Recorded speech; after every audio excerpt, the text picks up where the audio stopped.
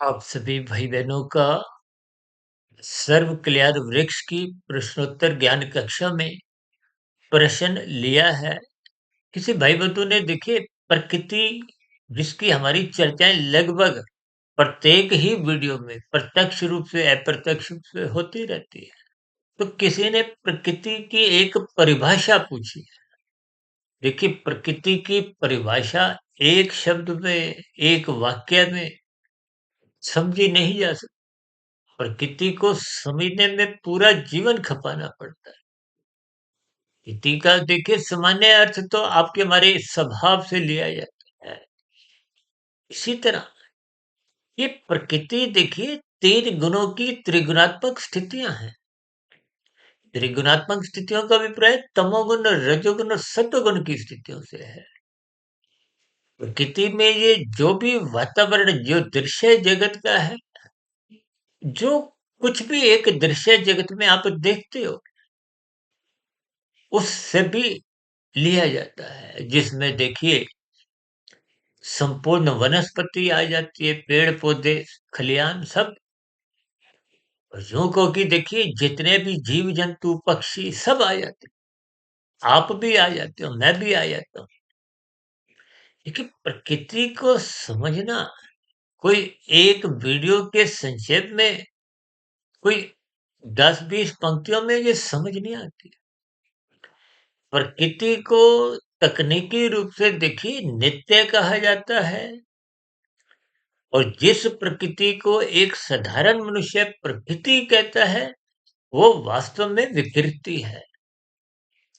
प्रकृति का अभिप्राय देखिए प्रकृति के 3 गुणों की जब सम अवस्था होती है। आप भाई बहनों को हो सकता है ध्यान होगा कि आध्यात्मिक ज्ञानात्मक चैनल में हमने एक वीडियो प्रसारित की थी, स्वस्थ स्थूल शरीर की कसौटी, जिसमें वात कफ पित्त की एक बराबर की स्थिति को आपने एक त्रिफला चूर्ण का नाम सुना होगा।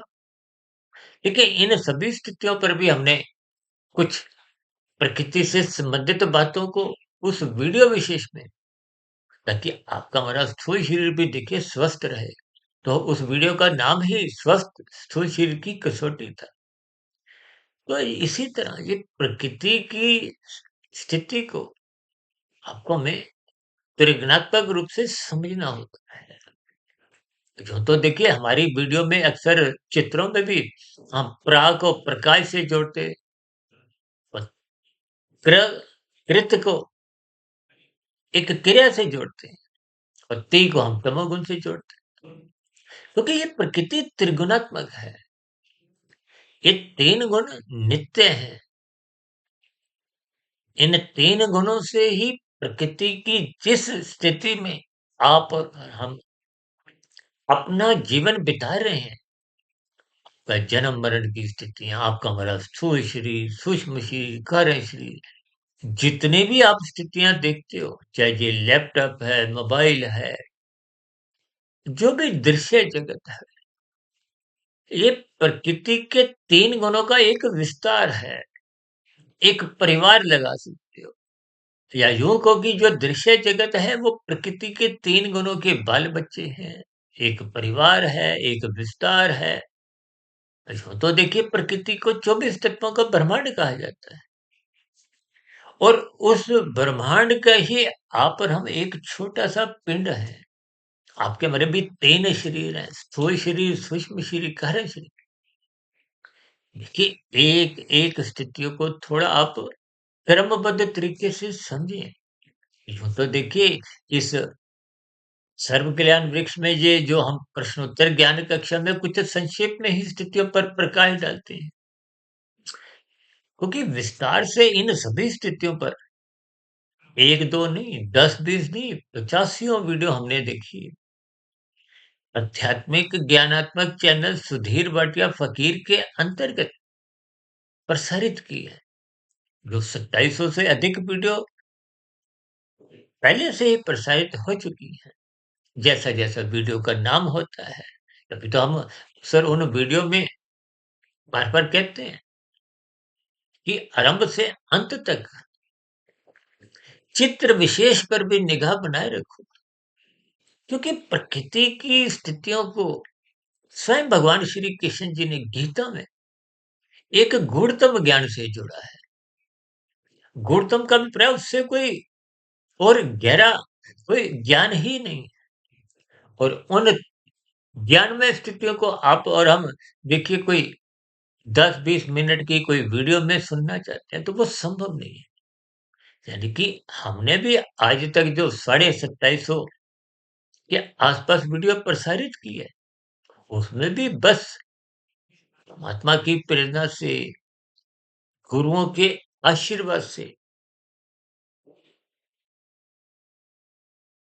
युक्तिपूर्वक इन सभी स्थितियों पर हम कुछ प्रकाश डालते हैं। कि मैं तो स्वयं ही मायाबद्ध हूँ। मायाबद्ध का मतलब क्या है कि मैं भी इन 3 गुणों से बंधा हुआ हूँ। ये तो गुरुओं के आशीर्वाद से निरंतर उनको सुनने से, शास्त्रों का स्वाध्याय करने से और लगभग पिछले 27-28 वर्षों से 1, डेढ़, 2 बजे उठने से, इन सभी स्थितियों पर शोधमय स्थितियाँ बनाने से जो बात मेरे समझ में आ जाती है, उनको मैं साधारण शब्दों में कभी चित्रों द्वारा, कुछ अलग-अलग कृतियों द्वारा, रंगों द्वारा हम आध्यात्मिक ज्ञानात्मक चैनल पर कुछ प्रकाश डालते आए हैं और अभी भी डालते हैं। लेकिन इस सर्व ज्ञान वृक्ष में तो हम देखिए कुछ प्रश्नों के संक्षेप में उत्तर देने का प्रयास करते हैं या कभी-कभी कुछ दार्शनिक स्थितियों पर, कुछ विषयों को संक्षेप में समझाने का प्रयास करते हैं, ताकि सैद्धांतिक बातें आपको में समझ में आ जाए। जो अब तक की प्रसारित वीडियो हैं, सर एक साधारण मनुष्य की ऐसी कुछ शिकायत भी बनी रहती थी कि आपकी वीडियो समझ नहीं आती। बहुत गहरे तल पर भी सुनने से कुछ स्थितियों पर पूर्ण रूप से ज्ञान समझ नहीं आता। लेकिन जब तक आप अध्यात्म की बातों को एक चलते-फिरते समझते हो, ऊपरी-ऊपरी स्तर पर समझते हो, लेकिन भौतिक शिक्षा में ही आप देखिए ना, अपने जीवन के 20, 22, 25 वर्ष लगाते हैं, फिर भी कितना ज्ञान होता है। आइए देखिए ना, एक एमबीबीएस डॉक्टर को भी देखिए, एक साधारण स्तर पर ज्ञान है, फिर उसमें भी विशेषज्ञ हैं, कोई आइस का स्पेशलिस्ट है, कोई हृदय का है, यानी कि देखिए ये सभी स्थितियों को हमें ज्ञानबद्ध तरीके से समझना होता है। इसलिए हम देखिए इन 3 गुणों की रहस्यमय स्थितियों को बार-बार समझाने का प्रयास करते हैं। तमोगुण से अच्छा रजोगुण है, रजोगुण से अच्छा सतोगुण है।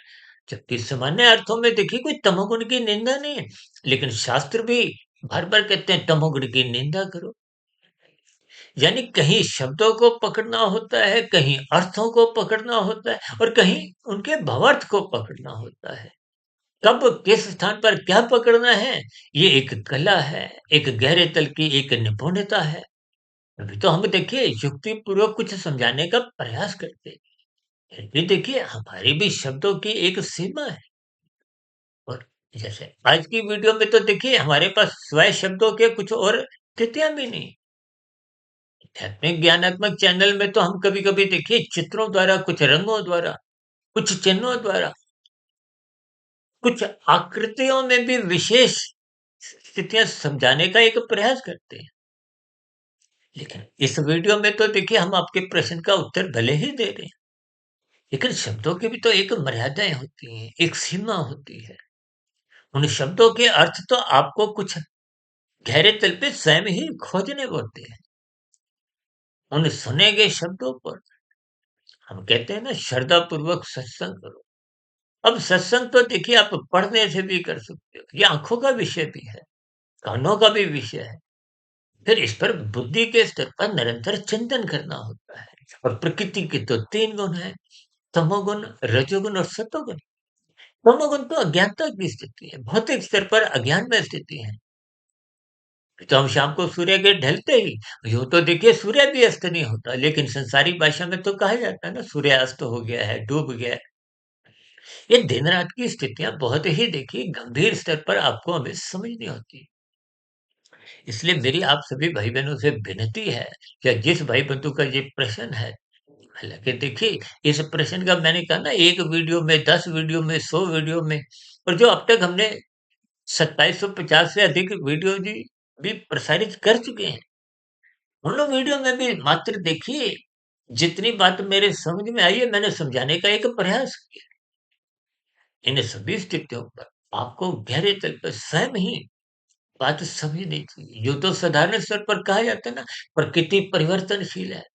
हर क्षण ही इसमें कितने परिवर्तन होते हैं, इतनी ऋतुएँ बदलती हैं।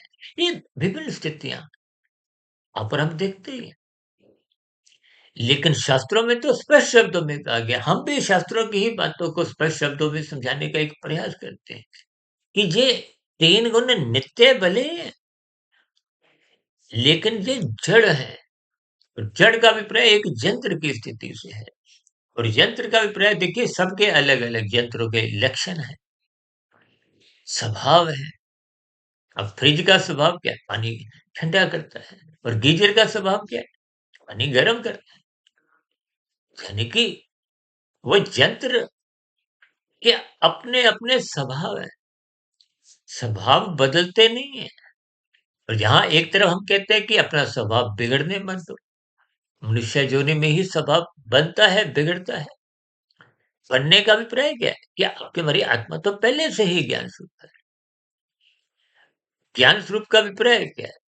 कि जब आपका कारण शरीर शत प्रतिशत शुद्ध होता है, तो आत्मा पर किसी भी प्रकार का कोई आवरण नहीं होता। जब आत्मा ज्ञान स्वरूप में होती है, तो उसकी परमात्मा से तो सम्मुखता होती है।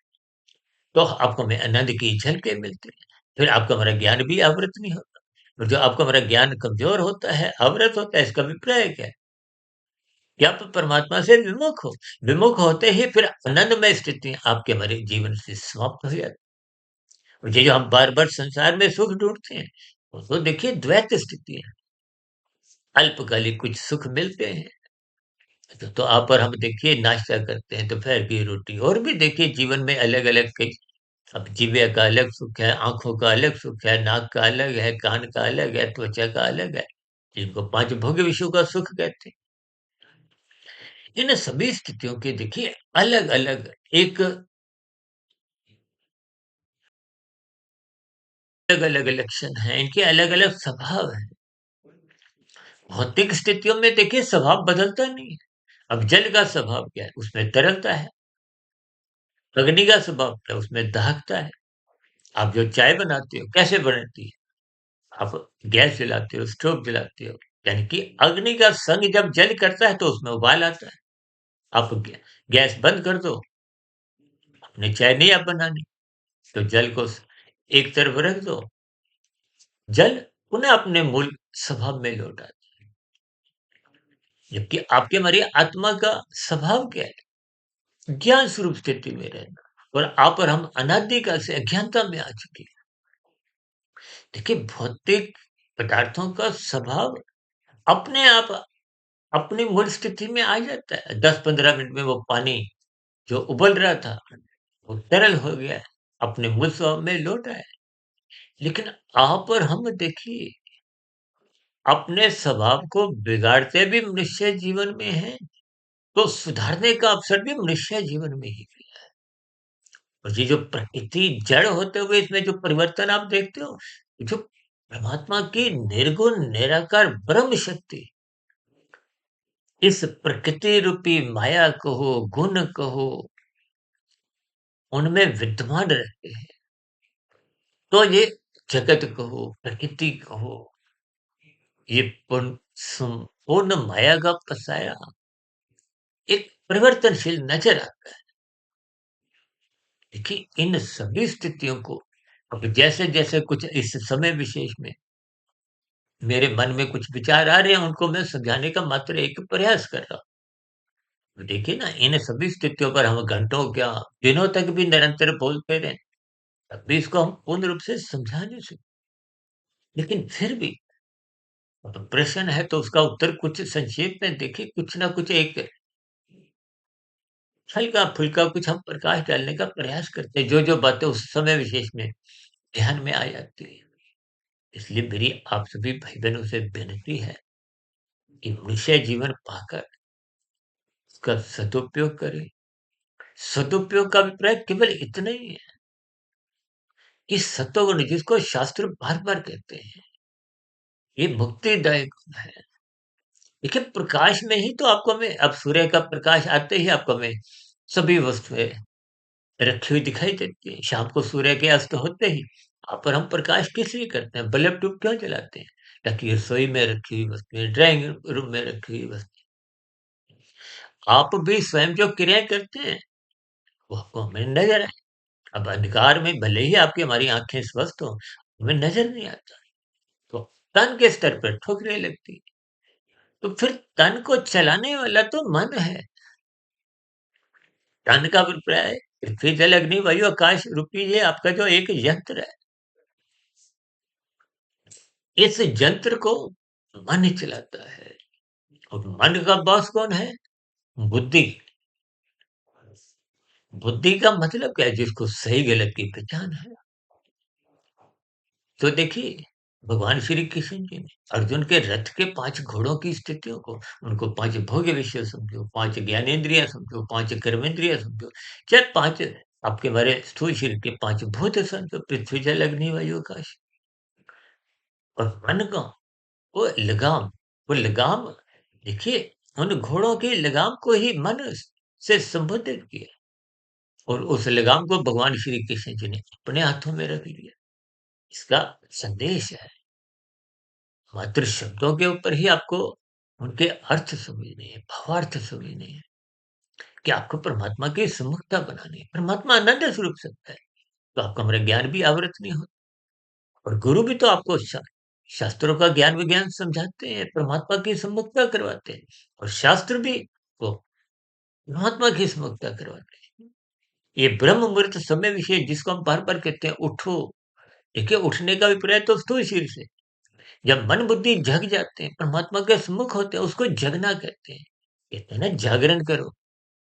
देखिए, शब्दों के आप अर्थ ढूँढोगे तो आपको स्थितियों पर कुछ गहरा अनुभव होने लगेगा, अर्थ समझ में आने लगेंगे और अर्थ की गहरी स्थितियाँ आपको हमें भावार्थ रूप में समझ में आती है और भावार्थ समझ आने पे फिर माया से प्रकृति के ये जो भोग सागर की स्थितियाँ हैं, कार्य जगत की स्थितियाँ हैं, इनसे आपको हमारा ज्ञानपूर्वक वैराग्य होने लगता है। क्योंकि माया की जितने भी सुख हैं, वो दुःखमय स्थितियों से जुड़े रहते हैं। अल्पकालिक सुख देते हैं, फिर देर सवेर वो दुःख में बदल जाते हैं। इन सभी स्थितियों पर ही पिछले लगभग 6 वर्षों से हम कुछ न कुछ प्रकाश डालते आए हैं। इन सभी स्थितियों को ज्ञानपूर्वक समझिए, इति का, माया का खेल को समझिए। देखिए, यूँ तो माया देखिए कोई ऐसी स्थिति नहीं है, लेकिन कहाँ किसका कितना संग करना है। एक तो शास्त्रों में कहा गया तमोगुण की निंदा करो, रजोगुण की उपेक्षा करो और सत्वगुण की प्रशंसा करो। तो रात को तो हम देखिए नींद लेते हैं, तो उस नींद की तो निंदा नहीं। अभी थोड़े समय बाद नाश्ता करूँगा, तो उस नाश्ते की तो निंदा नहीं। पदार्थ मैंने देखिए कपड़े रूप में ये जो पहने हुए हैं, जब पहनता हूँ या लैपटॉप है, ये कोई निंदा नहीं है। निंदा उन निषेधात्मक स्थितियों से है। सौरभ कहते हैं ना लाल बत्ती पे रुको, हरी बत्ती पे चलो। तो स्थितियों के एक अर्थ ज्ञानपूर्वक समझना चाहिए।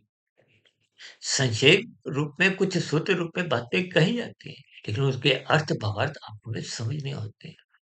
यानी कि प्रकृति नित्य है, नित्य का अभिप्राय प्रकृति के 3 गुणों से है और उन 3 गुणों से जो ब्रह्मांड की स्थिति है, कहते हैं ना परम सत्यम जगत मिथ्या। जगत का मतलब ये 23 तत्व, ये मिथ्या का मतलब उस दृष्टिकोण से ये अनित्य है। भले ही अरबों वर्षों तक इनका पसारा बना रहता है।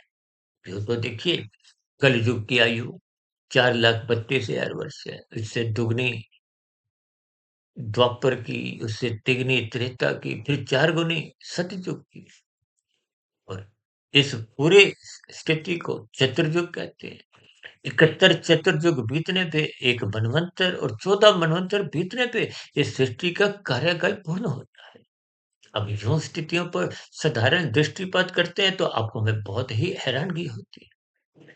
इन प्रकृति की रचना को ज्ञानपूर्वक समझिए। निश्चित रूप से कि प्रकृति से आपका ज्ञानपूर्वक वैराग्य होगा। प्रकृति की कोई निंदा नहीं है।